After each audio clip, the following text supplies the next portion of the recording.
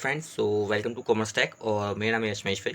आज हम बात करेंगे आपसे जी एस टी आर 6 ए के बारे में कि आखिर जी एस टी आर 6 ए होती क्या है और कैसे हम उसे फाइल क्यों नहीं कर सकते उसे। ठीक है, हमें जाना है गूगल पे, यहाँ पे टाइप करना है GST portal and then search कर देना है। उसके बाद आपको यहाँ से पहले नंबर पर जो आपका जो लिंक आएगा, ये वेबसाइट आएगी, उसे आपको क्लिक कर देना है एंड देन उसके बाद आपके सामने GST पोर्टल इस तरह से ओपन हो जाएगा। अगर आपके पास यूज़र आईडी पासवर्ड्स हैं तो बढ़िया बात है, आप यहाँ से लॉगिन कर सकते हैं।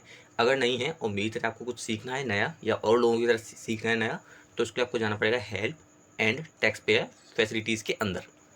ठीक है, हम यहाँ पे आ जाएंगे help and tax payer facilities के अंदर एंड आपको यहाँ पे जाना है एक अलग पोर्टल पे। मेरा जो नेट है थोड़ा स्लो चल रहा है, इसलिए यहाँ पे थोड़ा टाइम लग रहा है। तो हमें जाना है यहाँ पे GST नॉलेज पोर्टल पे। उसके बाद आपको यहाँ पे जाना है फाइल रिटर्न्स के अंदर। ठीक है, एंड देन यहाँ पे आपको मिलेगा GSTR 6A।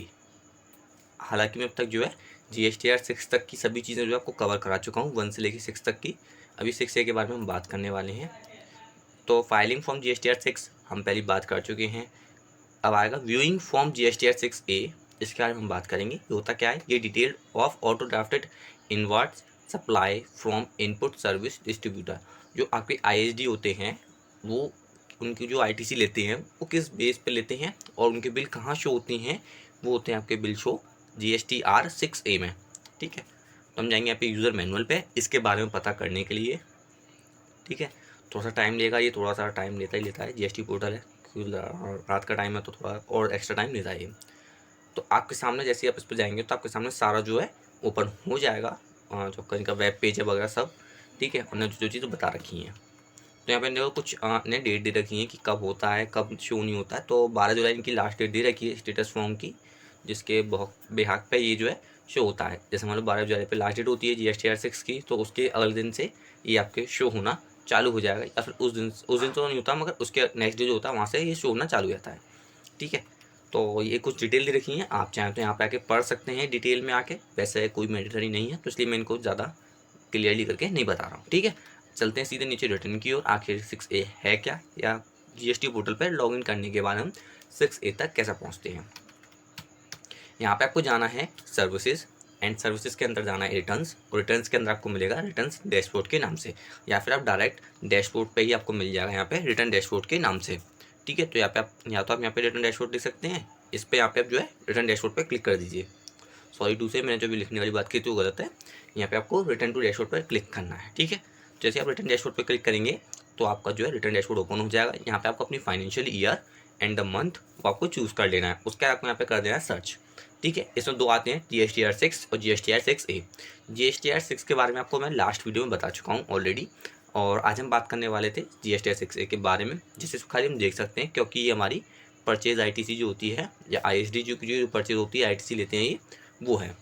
ठीक है, जैसे हम GSTR 3 GSTR 2 में चेक करते हैं हमने किन किन से माल खरीदा है, कितनों की ITC आई है, उसी तरह से सेम होता है ये ITC चेक करने के लिए। ठीक है, तो चलते हैं इसमें आखिर कैसे कैसे कर सकते हैं। इसमें दो ऑप्शन होते हैं, व्यू और डाउनलोड। या तो आप ऑनलाइन व्यू कर सकते हैं या फिर आप डाउनलोड भी कर सकते हैं।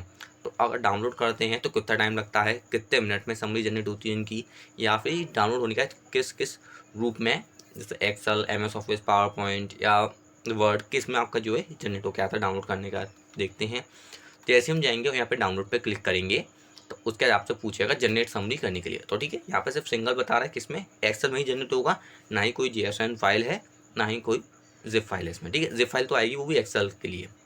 तो आपको जनरेट करना पड़ेगा एक्सेल में, एंड तकरीबन इसमें बता रहा है, देखो आपको 20 मिनट का समय लगता है इसे जनरेट करने में। ठीक है, तो आपको 20 मिनट तक यहाँ पे इंतजार करना पड़ेगा। आफ्टर दी 20 मिनट आपके होते ही जो है नीचे एक लिंक बन जाएगा। ठीक है, इस तरह से कुछ click here to download file 1 ऐसा बना हुआ जो है लिंक यहाँ पे आएगा आपको। ठीक है, तो यहाँ पे लिंक आ जाएगा एंड देन आपको यहाँ पे लिंक पे क्लिक करके आपकी जो जिप फाइल है वो डाउनलोड हो जाएगी। जैसे आप जिप फाइल को अंदर से एक्सेल को अनजिप करेंगे और उसके जैसे आप एक्सेल को ओपन करेंगे उस फाइल को, तो आपके सामने इस तरह से समरी दिखाई देगी आपको GSTR 6A की, जिसमें आपका GST नंबर, आपका फर्म का नेम, आज और भी जो चीज़ें हैं वो सब यहाँ पे दिख जाएंगी। उसके बाद आपके सामने 4 कॉलम दिए होंगे, पहला B2B, B2BA। ठीक है, उसके बाद क्रेडिट नोट और क्रेडिट नोट A। ठीक है, B2B में आपके सप्लायर्स होंगे, वो उनकी बिल दिखाएगा। उसका अमेंडमेंट हुआ है तो उसके लिए वो दिखाएगा यहाँ पे। क्रेडिट नोट या डेबिट नोट है तो वो यहाँ पे शो कराएगा। अगर उसमें भी कोई अमेंडमेंट हुआ है तो वो यहाँ पे शो होगा। ठीक है, अब बात आती है व्यू वाली, क्या कि व्यू में हम कैसे चेक करें और कैसे चेक कर सकते हैं। जैसे व्यू में जाएंगे हम तो आपको सामने 4 ऑप्शन मिलने वाले हैं यहाँ पे, input, tax, credit, receive of distribution.